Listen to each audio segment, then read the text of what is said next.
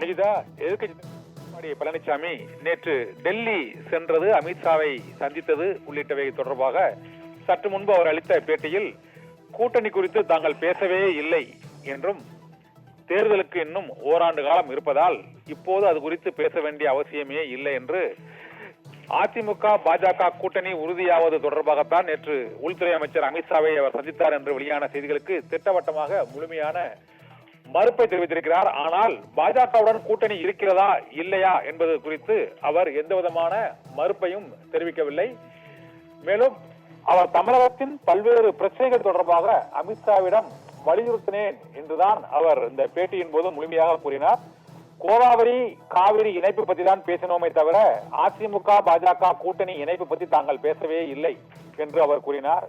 மேகதாது குறுக்கே அணை கட்டும் பிரச்சனை தொடர்பாக நாங்கள் விவாதித்தோம் என்றும், அந்த மேகதாது அணை கட்டும் முடிவை ரத்து செய்ய வேண்டும், அதனை அனுமதிக்க கூடாது என்றுதான் பேசினோம் என்றும், அதிமுக பாஜக கூட்டணி கட்சிகள் தொடர்பாகவும் தொகுதி பங்கீடு தொடர்பாகவோ தாங்கள் எந்த விதமான பேச்சுவார்த்தையும் நடத்தவில்லை, ஊடகங்களில் மட்டுமே அத்தகைய செய்திகள் வெளியானது என்றும் திட்டவட்டமாக மறுப்பு தெரிவித்திருக்கிறார்.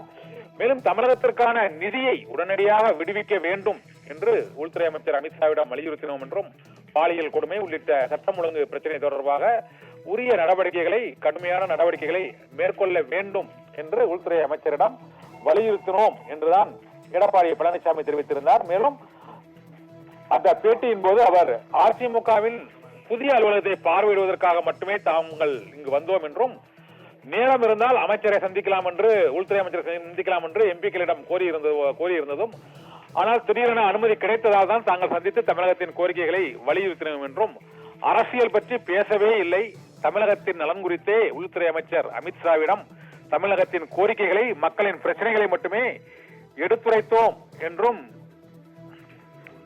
எடப்பாடி பழனிசாமி தற்போது பேசியிருக்கிறார். இந்த பிரச்சனையை தொடர்பாக கூட்டணி அதிமுக பாஜக இடையே கூட்டணி தொடர்பாக ஊடகங்களில் மட்டுமே செய்தி வெளிவந்திருக்கிறது என்றும், தாங்கள் எந்த விதமான பேச்சுவார்த்தையும் நடத்தவில்லை என்று மறுப்பு தெரிவித்திருக்கிறார். இதன் மூலமாக 2026 தேர்தலில் அதிமுக மற்றும் பாரதிய ஜனதா கட்சியின் கூட்டணி உறுதியாவது நேற்று அமித்ஷா வெளியிட்ட அந்த ட்விட்டர் பதிவின் மூலமாக உறுதியாகி விட்டது.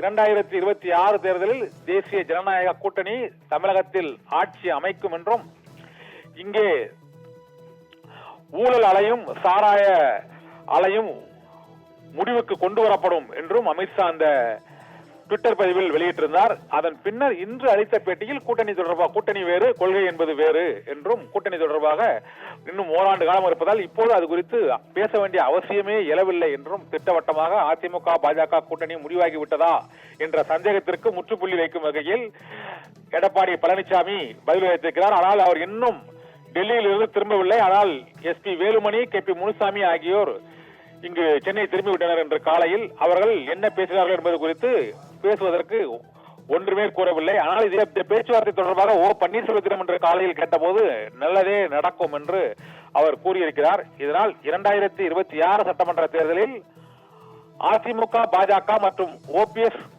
TTV அணிகள் ஆகியவை இணைந்து ஓரணியில் போட்டியிடும் என எதிர்பார்க்கப்படுகிறது. ஏற்கனவே அதிமுக கூட்டணியில் உள்ள தேமுதிகவும் பாரதிய ஜனதா கட்சியின் கூட்டணியில் உள்ள பாட்டாளி மக்கள் கட்சி உள்ளிட்ட கட்சிகளும் இணைந்து ஒரு திமுக கூட்டணிக்கு எதிரான ஒரு பிரம்மாண்ட கூட்டணியை கட்டமைப்பதற்கான முதல் கட்ட முன்னோட்ட பேச்சுவார்த்தை வெற்றிகரமாக நேற்று முடிவடைந்திருக்கிறது என்றுதான் அரசியல் நோக்கர்கள் கூறுகிறார்கள்.